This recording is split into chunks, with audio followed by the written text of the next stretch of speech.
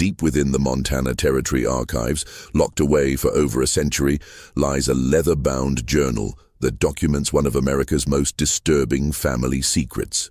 The journal, discovered in 1943 by forest rangers clearing an old trapping route, contains 847 pages of meticulous daily entries written in 3 different hands, all belonging to the same family. What those pages reveal about the winter of 1867 in the remote Bitterroot Mountains challenges everything we thought we knew about survival, sanity, and the darkest corners of human nature.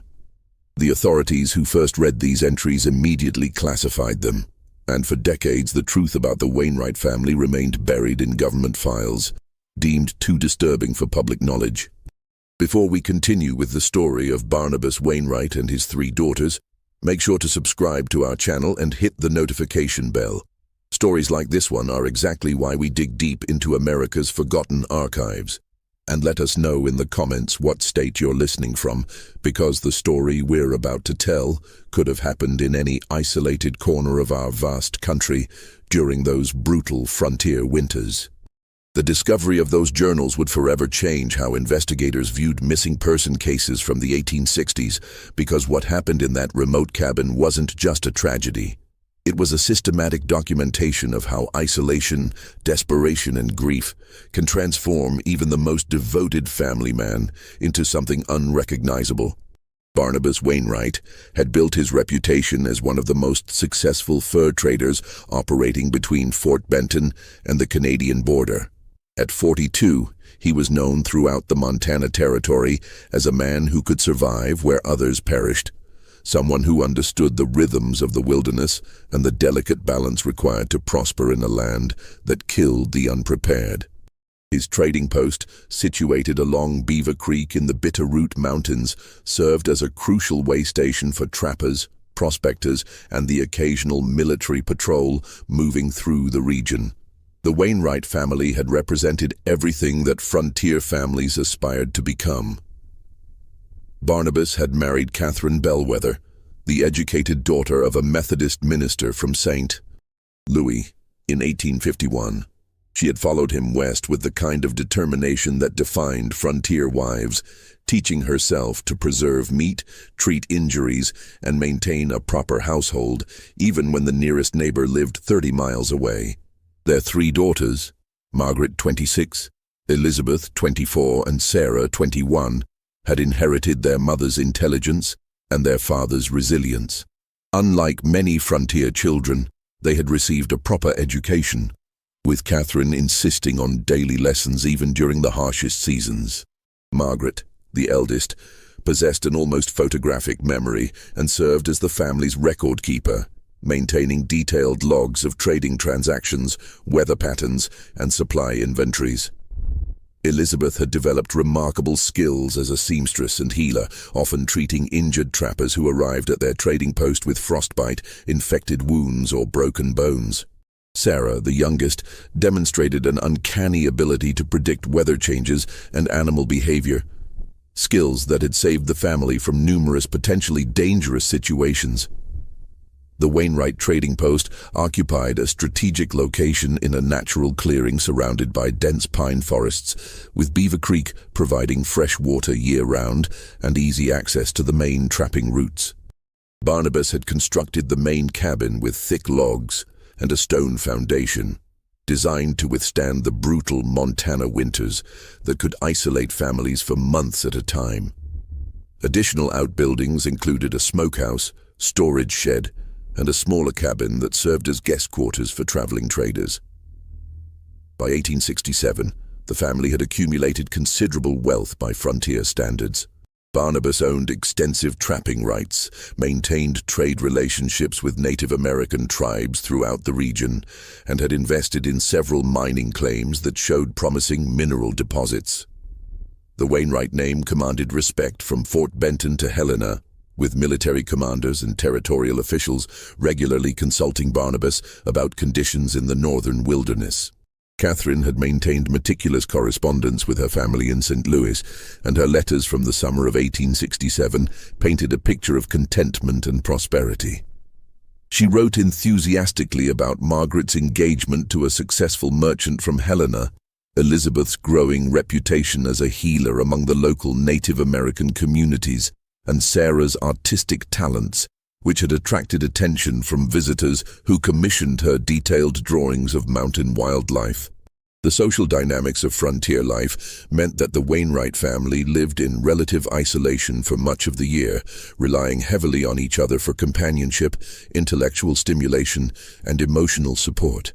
During the long winter months, they would gather each evening around the large stone fireplace, with Catherine reading aloud from books ordered from Eastern publishers, the daughters working on various domestic projects, and Barnabas sharing stories from his travels or planning the following season's trading expeditions.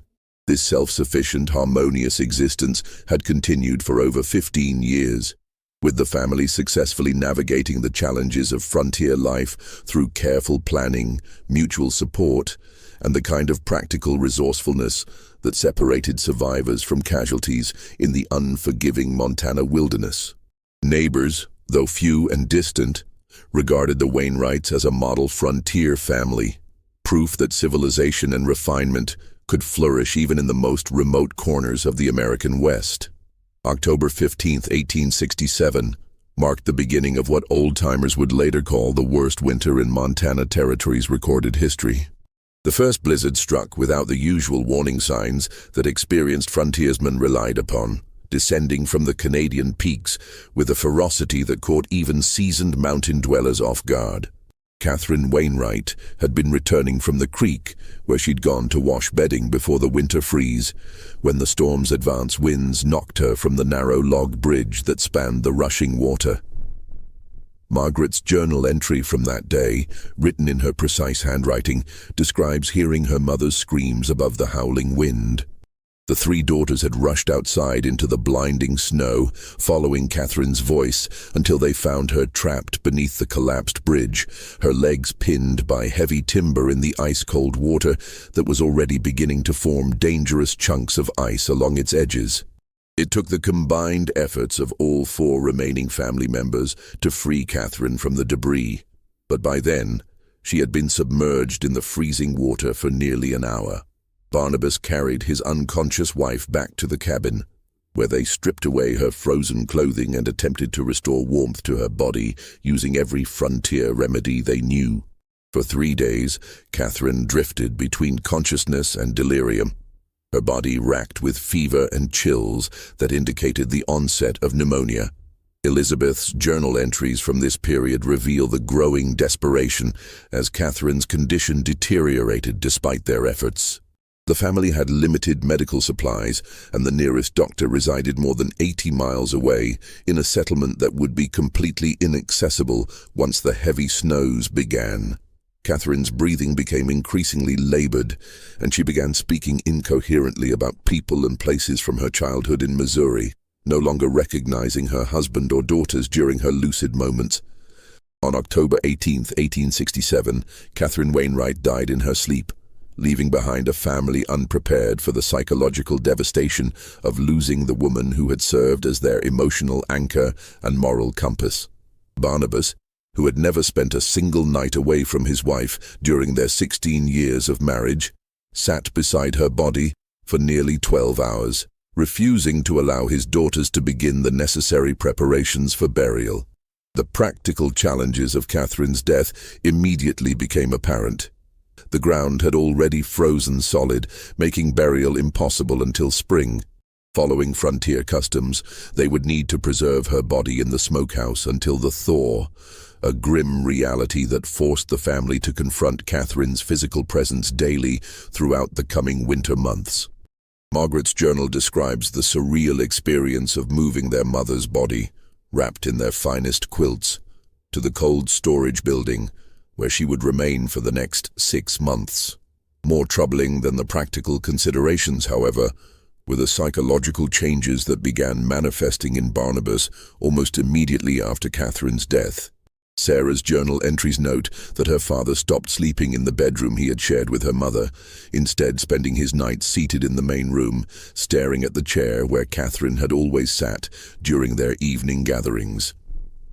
He ceased maintaining his personal hygiene, allowing his beard to grow wild and his clothing to become increasingly disheveled.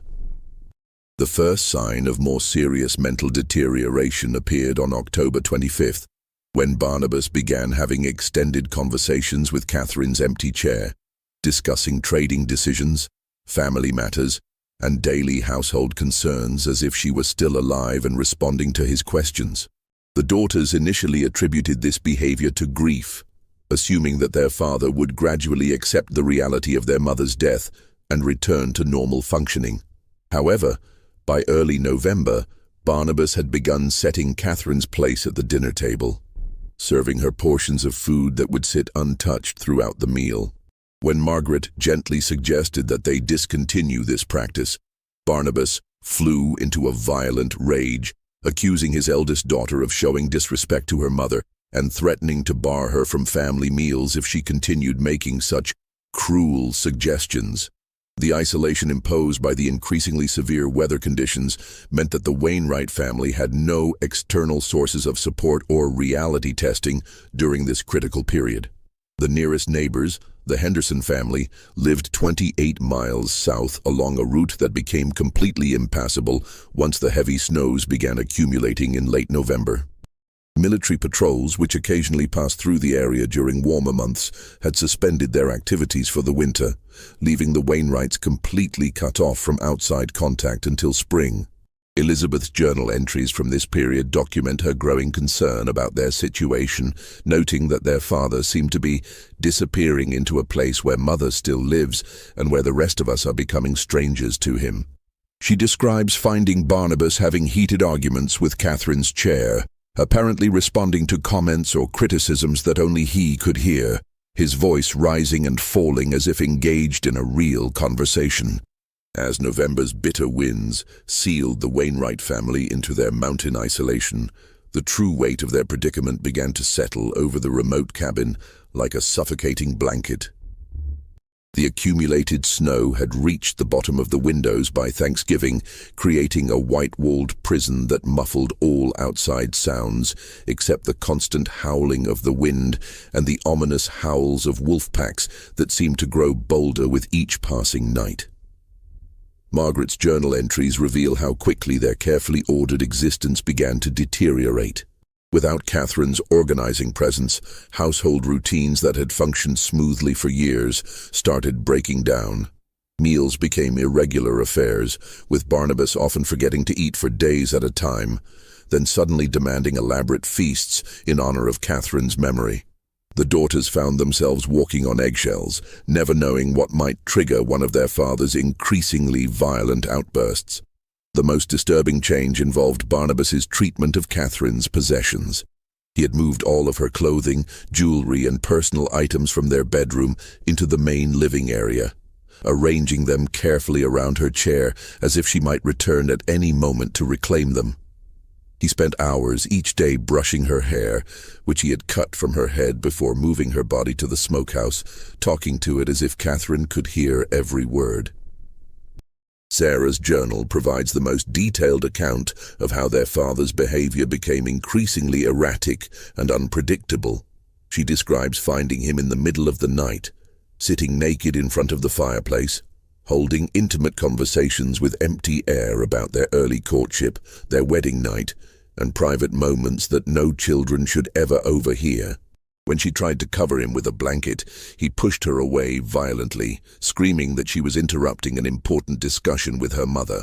By December, Barnabas had begun treating his daughters not as his children, but as unwelcome intruders in his home with Catherine. He accused them of stealing Catherine's attention, claiming that their mother spent so much time worrying about them that she couldn't properly focus on her husband. During these accusations, his eyes would take on a wild, unfocused quality that terrified the young women, and his voice would alternate between childlike pleading and threatening growls. The physical isolation was taking its own psychological toll on the daughters, who found themselves trapped not only by the weather, but by their father's increasingly dangerous mental state. Elizabeth's journal entries describe the constant tension of never knowing which version of their father they would encounter.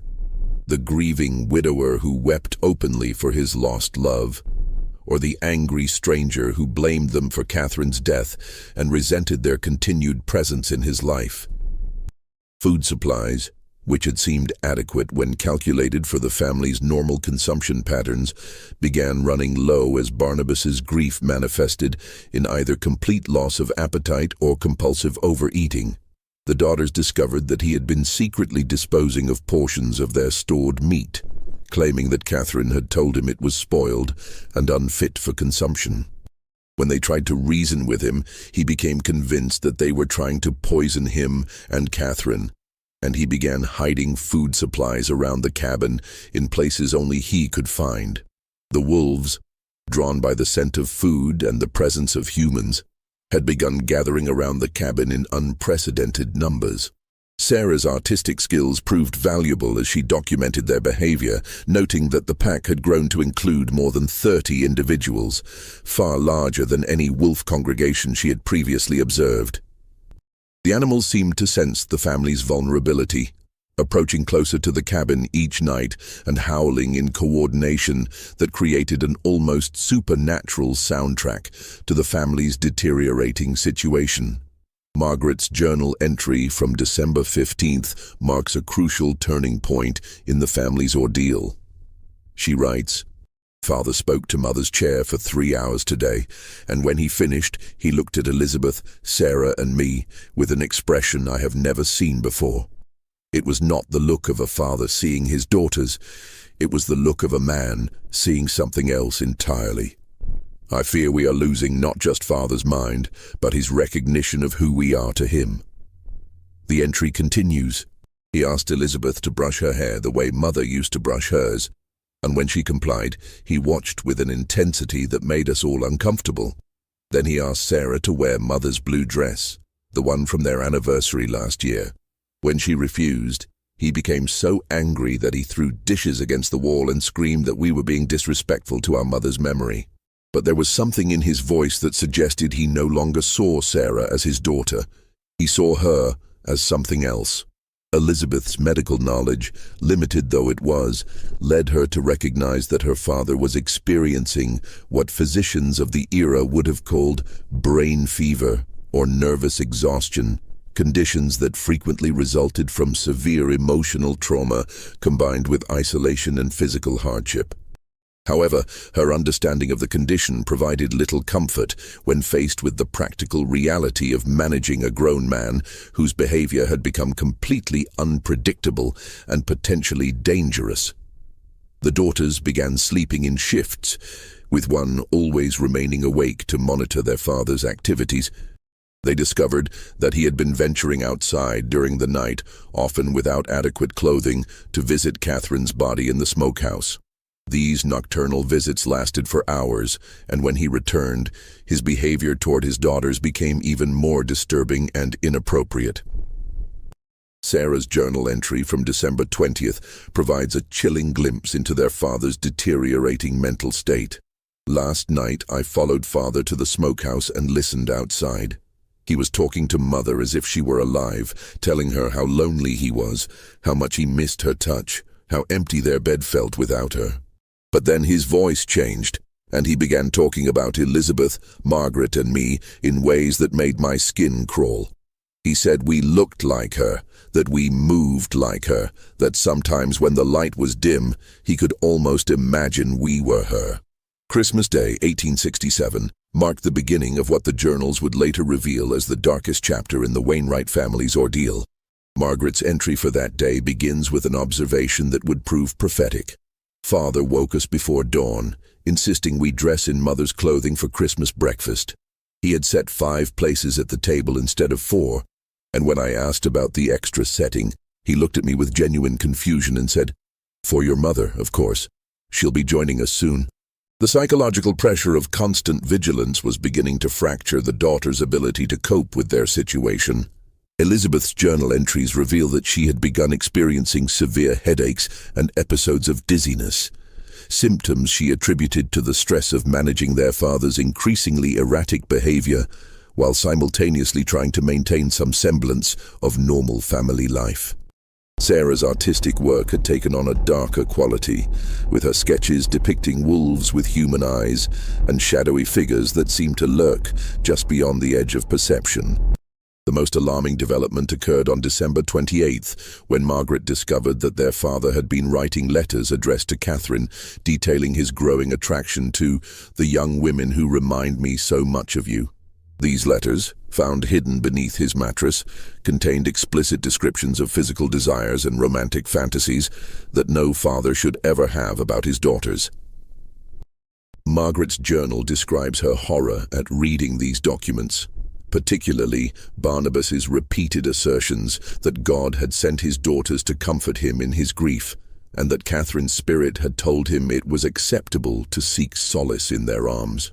Elizabeth's medical training led her to research the few books they possessed about mental illness and nervous disorders. She discovered references to cases where prolonged grief and isolation had resulted in complete breaks from reality, with sufferers losing the ability to distinguish between appropriate and inappropriate relationships. However, her growing understanding of their father's condition provided little comfort when confronted with the practical reality that they were trapped in a remote cabin with a man whose moral compass had completely dissolved. Sarah's journal entry from January 2nd, 1868, documents the first direct confrontation between the daughters and their father's inappropriate behavior. Father cornered Elizabeth in the pantry this morning and tried to kiss her on the mouth, telling her she looked beautiful in Mother's apron. When she pushed him away, he became enraged and accused her of being cruel and unloving.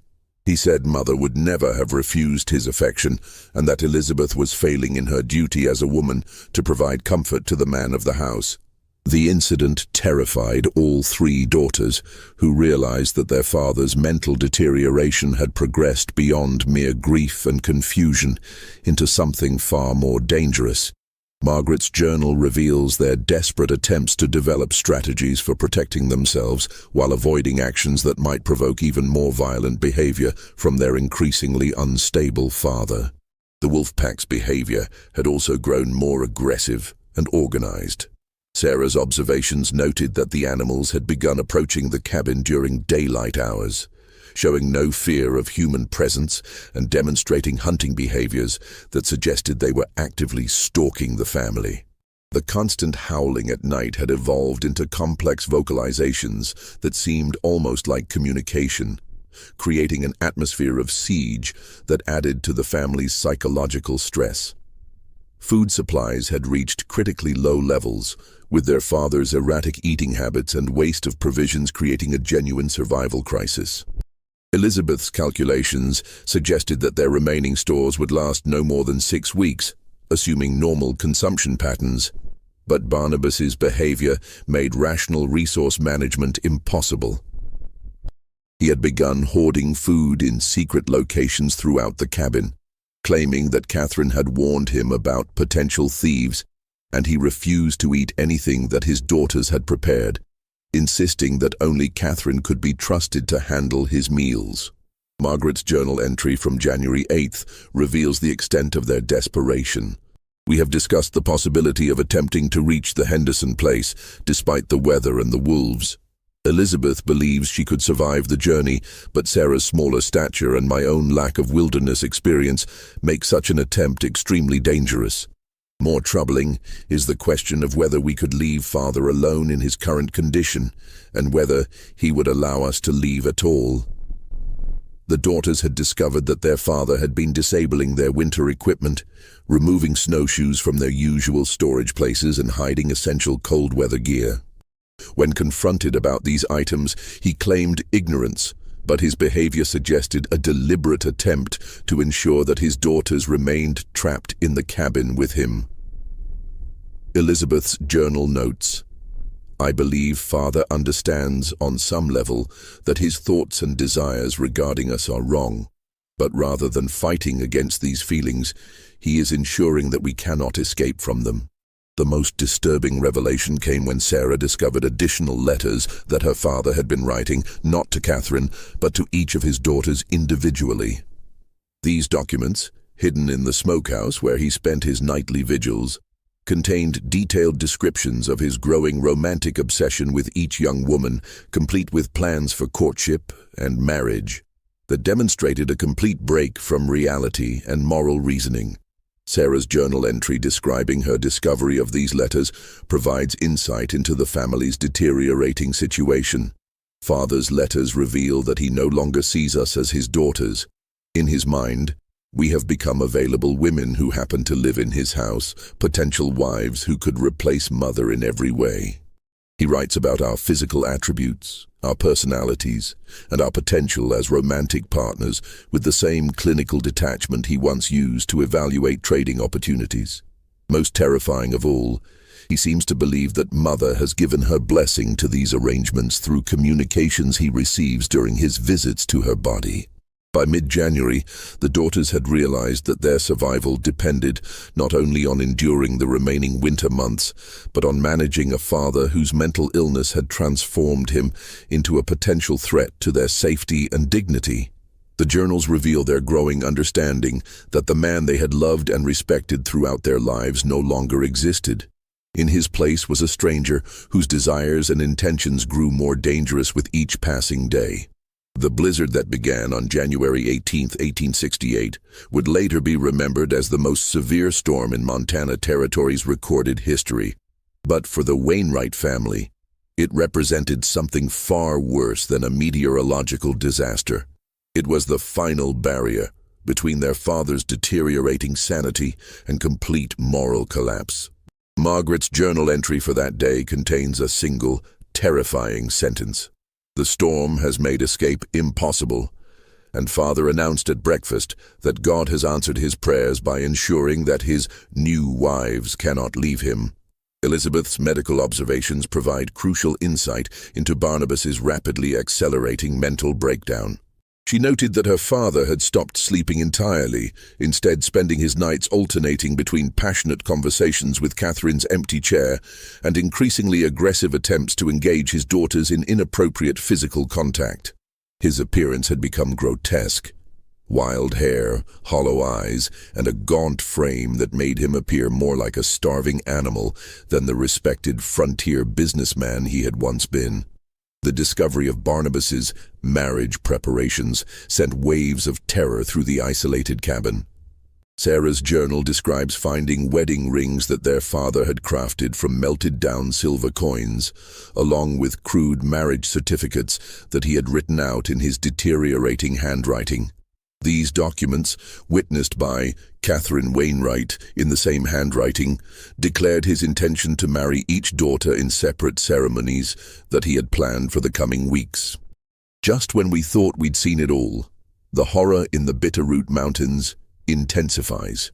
If this story is giving you chills, share this video with a friend who loves dark mysteries. Hit that like button to support our content, and don't forget to subscribe to never miss stories like this. Let's discover together what happens next in this true tale of survival and madness. Margaret's journal entry from January 22nd reveals the family's growing desperation. Father cornered me in the storage room today and showed me the ring he made for our wedding. And when I told him that fathers cannot marry daughters, he became violent and screamed that I was not his daughter anymore. I was a woman living in his house, eating his food, and therefore obligated to provide him with the companionship that mother's death had taken away. His eyes held no recognition of our relationship, only a hunger that terrified me. The systematic nature of Barnabas's planning became apparent when Elizabeth discovered detailed schedules that he had created for his courtship of each daughter. These documents, written in the precise handwriting he had once used for business ledgers, outlined specific days for romantic meals, intimate conversations, and physical expressions of affection with each young woman. The cold, businesslike tone of these plans made them even more disturbing than if they had been written in passionate language. Sarah's artistic talents proved valuable in documenting the physical evidence of their father's mental breakdown. Her sketches show the interior of the cabin transformed into a grotesque parody of a romantic setting, with Catherine's belongings arranged as decorations for the planned wedding ceremonies. The most disturbing image shows their father's bedroom, which he had redecorated with items stolen from his daughter's personal possessions, creating a shrine that combined memories of his dead wife with fantasies about his living daughters. The wolf pack's behavior had reached unprecedented levels of aggression, with the animals now actively testing the cabin's defenses during daylight hours. Elizabeth's observations noted that the wolves had learned to work in coordinated groups, with some animals creating distractions, while others searched for weaknesses in the building's structure. The constant presence of the pack had eliminated any possibility of escape, even during brief periods when the weather might have permitted travel. Food supplies had reached crisis levels, but Barnabas's hoarding and waste had created an even more dangerous problem. He had begun using food as a tool of control and manipulation. Margaret's journal describes how their father would withhold meals from any daughter who refused his inappropriate advances, claiming that wives who didn't show proper affection to their husbands didn't deserve to eat. This psychological warfare through starvation represented a new level of calculated cruelty that demonstrated his ability to plan and execute complex strategies despite his obvious mental illness. The most terrifying incident occurred on January 28th, when Elizabeth woke to find her father standing over her bed, completely naked and holding one of his homemade wedding rings. Sarah's journal describes hearing Elizabeth's screams and rushing to help, only to find their father in a state of sexual arousal, attempting to force the ring onto Elizabeth's finger while mumbling prayers about consummating God's will. The three daughters were forced to physically restrain their father, an experience that left them all traumatized and certain that more serious assaults were inevitable. Elizabeth's journal entry from that night reveals the family's complete despair. We can no longer pretend that father might recover his senses or that this situation will resolve itself with time. He has become a predator living in our home, and we are his intended prey. The man who taught us to read, who protected us from dangers, who loved us as daughters, no longer exists. In his place is something that sees us only as objects for his gratification. The daughters' attempts to reason with their father had become not only futile, but actively dangerous, as any resistance to his advances provoked increasingly violent responses. Margaret discovered that Barnabas had been sharpening kitchen knives and had hidden weapons throughout the cabin, apparently preparing for the possibility that his daughters might attempt to resist his plans through force. His military experience from his younger days had taught him tactical thinking that made him a formidable opponent despite his deteriorated mental state. Sarah's journal provides the most chilling insight into their father's current mental state. When father looks at us now, I see no trace of paternal love or protection, only the calculating gaze of a man evaluating potential conquests. He has convinced himself that mother's death freed him from normal moral constraints and that his daughters are compensation for his loss. Most terrifying of all, he seems genuinely unable to understand why we find his advances unwelcome, as if our revulsion and terror are simply obstacles to be overcome through persistence and force. By early February, the daughters had realized that their survival depended on developing defensive strategies that their father's military background and intimate knowledge of their personalities would make extremely difficult to implement. They had begun sleeping in shifts, barricading doors with furniture, and hiding makeshift weapons throughout the cabin. However, these precautions provided only temporary protection against a man who had both the physical strength to overpower them and the psychological cunning to exploit their emotional attachments and moral reluctance to seriously harm their father. February 14th, 1868, Valentine's Day, marked the culmination of Barnabas Wainwright's descent into complete madness and the beginning of a nightmare that would haunt the Montana Territory for generations to come. Margaret's journal entry for that morning contains perhaps the most chilling sentence ever written by a frontier woman. Father announced that today was the perfect day for his wedding to Sarah, and that Elizabeth and I would serve as witnesses to God's blessing on their union. The final confrontation began when Sarah refused to put on Catherine's wedding dress, which Barnabas had carefully preserved and altered to fit his youngest daughter's smaller frame. His reaction to her refusal demonstrated the complete collapse of any remaining paternal instincts. He struck Sarah across the face with such force that she fell against the stone fireplace, opening a gash above her left eye that would leave a permanent scar. Elizabeth's medical training proved crucial during the violent struggle that followed. When Barnabas attempted to physically force Sarah into the wedding dress, Elizabeth struck him with a heavy iron skillet, temporarily stunning him and providing the daughters with their first real opportunity to fight back against his increasingly aggressive advances. However, their father's military experience and superior physical strength made him a formidable opponent, even in his deteriorated mental state. Margaret's journal provides a detailed account of the brutal fight that ensued. Father recovered from Elizabeth's blow and came at us like a wounded animal, no longer speaking words but making sounds I had never heard from a human throat. We fought him with kitchen utensils, fireplace tools, anything we could reach, but he seemed to feel no pain and showed no recognition that he was fighting his own daughters. His eyes held only rage and a terrible hunger that made him appear more wolf than man. The battle raged throughout the cabin for nearly an hour, with furniture overturned, windows shattered, and blood spattered across every surface. Sarah's artistic skills allowed her to document the aftermath with disturbing accuracy, showing the main room transformed into a battlefield where a family had quite literally fought for their souls. The most disturbing element of her sketches was the presence of Catherine's belongings scattered throughout the destruction, silent witnesses to the complete collapse of everything the family had once represented. Elizabeth suffered a broken wrist during the struggle, while Margaret received a deep cut across her shoulder from a kitchen knife that their father wielded with military precision. Sarah, despite being the smallest and youngest, proved most effective at evading Barnabas's attacks, using her knowledge of the cabin's layout and her father's behavioral patterns to stay one step ahead of his increasingly desperate lunges. The turning point came when Margaret realized that their father's obsession with Catherine could be used against him.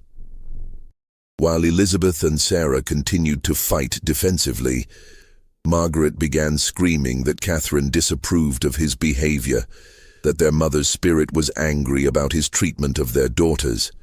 The psychological impact of these accusations momentarily broke through Barnabas's madness, causing him to stop his attack and stare in confusion at Catherine's empty chair. Sarah's journal describes the crucial moment. When father heard Margaret invoking mother's disapproval, something changed in his expression. For just a moment, I saw a flash of the man he used to be, horrified, confused, and terrified by what he had become. But then his face hardened again, and he said something that will haunt me forever. Catherine is dead, and you killed her by being born. Now you'll replace her, or you'll join her. The final phase of the confrontation occurred when Barnabas, realizing that his daughters would never willingly submit to his desires, decided to use force to achieve his objectives. Elizabeth's journal entry describes their father's systematic attempt to overpower and assault each daughter, beginning with Sarah as his primary target. The clinical detachment with which she documents these events speaks to the trauma that allowed her to function despite the horror of fighting for her life against the man who had once protected her from every danger. Margaret's quick thinking saved all three daughters when she managed to grab one of the oil lamps and threatened to burn down the cabin unless their father backed away. The threat worked temporarily, but Barnabas's military training led him to realize that his daughters lacked the ruthlessness necessary to carry out such a desperate action. They would never willingly destroy their only shelter during a Montana winter, even to escape his advances. The stalemate that followed lasted for nearly 6 hours, with the daughters barricaded in the storage room while their father alternated between pleading for their cooperation and making increasingly violent threats about the consequences of continued resistance. Elizabeth used her medical knowledge to treat Margaret's and Sarah's injuries while they debated their limited options. Remain trapped until spring while avoiding assault, attempt to escape into the blizzard and almost certain death, or find a way to permanently neutralize the threat their father represented. Sarah's journal reveals the terrible decision that ultimately saved their lives. We realized that the man outside our door was no longer our father. He was a predator who intended to use our bodies for his gratification whether we consented or not. The father we had loved was dead, killed by grief and isolation as surely as mother had been killed by the creek. What remained was something that would destroy us physically and spiritually if we allowed it to continue living. The final entry in Margaret's journal for February 14th consists of a single sentence that captures the complete moral collapse of a once loving family. Tonight we learned that survival sometimes requires choices that destroy the survivors as completely as death would have destroyed their bodies. The discovery of the Wainwright cabin in April 1943 by Forest Service rangers conducting a routine survey of old trapping routes created one of the most disturbing crime scenes in Montana's recorded history. Ranger Thomas Kovac's official report, filed with both the Forest Service and the Territorial Marshal's Office, described finding the partially collapsed remains of a frontier cabin containing the desiccated bodies of 4 individuals and evidence of violent conflict that had occurred decades earlier. The initial investigation revealed the presence of 3 female bodies in the cabin's main room, along with extensive documentation in the form of journals, letters, and detailed drawings that provided investigators with an unprecedented look into the psychological breakdown of a frontier family during the brutal winter of 1867–68. The 4th body, identified as an adult male, was discovered in the smokehouse, where it had apparently been placed deliberately alongside the preserved remains of a woman who matched the age and physical description of Catherine Wainwright. Dr. William Hartley, the territorial coroner who examined the remains, determined that the 3 daughters had died from a combination of starvation and exposure during the late winter or early spring of 1868. His medical examination revealed evidence of physical violence, including healed fractures and defensive wounds that supported the violent encounters described in their journals. More disturbing were signs of prolonged malnourishment and stress-related physical deterioration that indicated months of psychological trauma preceding their deaths. The male body in the smokehouse presented a different story entirely. Dr. Hartley's examination revealed that Barnabas Wainwright had died from a single puncture wound to the heart, delivered with surgical precision that suggested medical knowledge of anatomy. The wound's location and angle indicated that the victim had been conscious and facing his attacker at the time of the injury, ruling out the possibility of accident or suicide. Elizabeth's final journal entry, dated February 15, 1868, provided the missing pieces of the Wainwright family's tragic conclusion. Father is finally at peace, reunited with mother in the smokehouse where he spent so many nights speaking to her spirit. We could not allow him to continue living with the madness that had consumed him, and we could not survive another day as prisoners in our own home. Margaret held him while Sarah and I did what had to be done. He looked surprised at the end, but also relieved, as if he finally understood what he had become. The journal continues. We wrapped Father in Mother's favorite quilt and placed him beside her in the smokehouse, where they can be together as they always wanted. The storm has passed, but we are too weak to attempt the journey to the Henderson place. Our food supplies are gone, and the wolves have grown bolder with each passing day. Margaret can barely walk. Sarah has developed the same fever that took Mother, and my own strength fails more each hour. We have agreed that we will not become like Father. We will not allow desperation to transform us into something monstrous. The final entries, written in increasingly shaky handwriting by all 3 daughters, reveal their conscious decision to remain in the cabin rather than attempt an escape that would likely result in death by exposure or wolf attack. Their last written words demonstrate a remarkable clarity about their situation and a dignity that their father's madness had nearly destroyed but could not ultimately conquer. Sarah's artistic talents provided a final gift to investigators: detailed sketches of the wolf pack that had besieged the cabin throughout the winter. Her drawings showed the animals in unprecedented numbers, with behavioral patterns that suggested near supernatural intelligence and coordination. These illustrations would later prove valuable to naturalists studying wolf behavior in extreme winter conditions, but they also created an eerie reminder of the hostile environment that had contributed to the family's psychological isolation. Margaret's mathematical precision extended to her final entries, where she calculated the exact number of days the family had been isolated, 127, the temperature variations throughout the winter, and even the estimated number of wolves in the pack that surrounded their cabin. Her last entry, dated March 8, 1868, consists of a simple statement. Today marks 143 days since Mother's death. We have decided that 144 will be enough. The investigation revealed additional disturbing details about Barnabas Wainwright's final weeks. Hidden throughout the cabin, investigators found more than 60 letters addressed to various women, some to Catherine, others to his daughters, and several to women whose identities could never be established. These documents provided insight into a mind that had completely lost touch with reality, constructing elaborate romantic fantasies and justifications for behavior that demonstrated total moral collapse. Dr. Hartley's psychological evaluation, based on the extensive documentation left behind by the family, concluded that Barnabas had suffered what modern psychiatry would classify as a complete psychotic break triggered by grief, isolation, and the extreme stress of frontier survival. His report noted that similar cases had occurred throughout the territories, where the combination of harsh conditions and social isolation had produced breakdowns that transformed otherwise moral individuals into dangers to their own families. The territorial marshal's investigation focused on whether any laws had been broken by the daughters' killing of their father. However, the extensive documentation of Barnabas's threats, violence, and attempted assaults led officials to classify the death as justifiable homicide in defense of life and virtue. The case was quietly closed with no charges filed, partly out of respect for the victims and partly because territorial officials preferred to avoid the publicity that such a disturbing case might generate. Forest Service records indicate that the cabin site was deliberately obscured and removed from official maps following the investigation.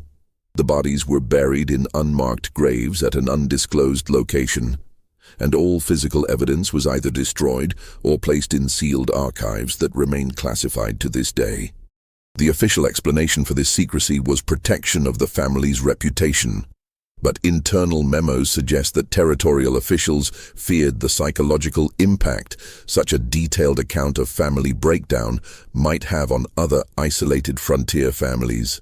The Wainwright case influenced territorial policy regarding winter isolation and emergency procedures for remote families. New regulations required traders and settlers in isolated locations to maintain regular contact with authorities during winter months, and emergency supply caches were established along major routes to provide refuge for families attempting to escape dangerous domestic situations. Local Native American tribes, when questioned about the winter of 1867-68, provided additional context that investigators found both fascinating and disturbing. Tribal elders reported unusual wolf behavior throughout the region that winter, with pack formations and hunting patterns that differed significantly from normal territorial behavior. They also described hearing human screams and voices carrying across the mountains on winter winds, sounds that tribal members attributed to spirits of the broken family, but that investigators now understood were likely the actual voices of the Wainwright family during their months of torment. The journals themselves became the subject of extensive study by territorial officials, medical professionals, and early psychologists who recognized their value as documentation of mental illness and family breakdown under extreme conditions. However, public access to these documents was restricted due to their disturbing content and the detailed descriptions of incestuous desires and violence they contained. Modern analysis of the case has revealed additional disturbing elements that were not fully understood by 1943 investigators. Handwriting experts have determined that some of the later entries in Barnabas's hidden letters were actually written by Elizabeth, suggesting that she had been forced to transcribe her father's dictated fantasies as part of his psychological torture of the family. This discovery added another layer of horror to an already devastating story of manipulation and abuse. The meteorological records for the winter of 1867–68 confirm that the Bitterroot Mountains experienced the most severe weather conditions in recorded Montana history, with temperatures reaching 40 degrees below zero and continuous snowfall that accumulated to depths of more than 12 feet. These conditions would have made escape impossible for even the most experienced wilderness travelers, creating a natural prison that trapped the Wainwright family with their father's growing madness. Wildlife biologists studying wolf behavior have noted that the pack sizes and coordination described in Sarah's drawings represent unprecedented examples of predator organization under extreme environmental stress. The suggestion that more than 30 wolves had gathered around the cabin indicates environmental pressures that forced normally territorial animals into cooperative hunting arrangements that would have made any human movement outside the cabin virtually suicidal. The case has been referenced in numerous studies of frontier psychology, domestic violence, and survival behavior under extreme conditions. However, the specific details of the Wainwright family's ordeal remain largely unknown to the general public, relegated to academic discussions and classified government files that few researchers have been permitted to access. Recent attempts to locate the original cabin site have been unsuccessful, with Forest Service records indicating that the location was deliberately obscured and that natural processes have eliminated most traces of the structure. Local hiking guides report occasional discoveries of metal artifacts and bone fragments in the general area, but these findings have never been officially confirmed as related to the Wainwright case. The wolf population in the Bitterroot Mountains declined dramatically following the winter of 1867–68, with tribal reports suggesting that the large pack documented by Sarah Wainwright dispersed or died during the severe weather conditions. Modern wolf reintroduction programs in the region have noted unusual territorial behaviors in areas near the suspected Wainwright cabin site, with animals showing reluctance to establish dens or hunting grounds in locations that seem environmentally suitable. This mystery shows us how quickly civilization's thin veneer can dissolve when faced with isolation, grief, and desperate circumstances. The Wainwright family's tragedy reminds us that the frontier demanded not just physical survival skills, but psychological resilience that even the strongest individuals sometimes lacked. What do you think of this story? Do you believe everything was revealed? Or do you think there are still secrets buried in those Montana mountains? Leave your comment below and let us know what you think really happened during those dark winter months. If you enjoyed this tale and want more horror stories from America's hidden past, subscribe, hit the notification bell, and share with someone who loves mysteries.